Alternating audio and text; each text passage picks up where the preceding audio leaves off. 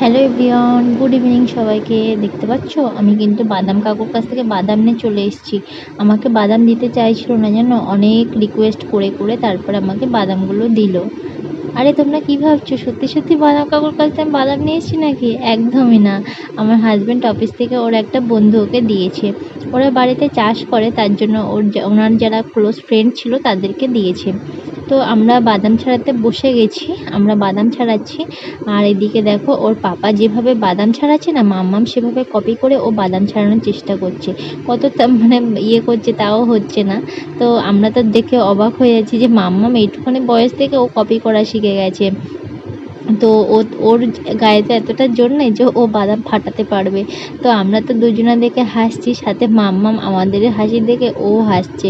তো বাদাম ছাড়াতে ছাড়াতে আমাদের অনেকটা সময় লেগে গেছে, তারপর ফাইনালি আমরা বাদাম সবগুলো ছাড়িয়ে নিয়েছি। তো বাদাম ছাড়ানোর পরে দেখো এতগুলো হয়েছে, আমরা একটা কন্টেনারের মধ্যে রেখে দিলাম সব কটা। তো ভাবলাম এত কষ্ট করে বাদাম ছাড়াচ্ছি আর ভেজে খাবো না, তাই কখনো হয় নাকি? তো তার জন্য অল্প করে বাদাম ভেজে নিচ্ছি আমরা খাবো বলে। তারপর সবাই মিলে বসে বাদাম খাচ্ছি। এখানে আমি ফার্স্টে খেলাম, তারপরে মাম্মামকে একটু দিলাম।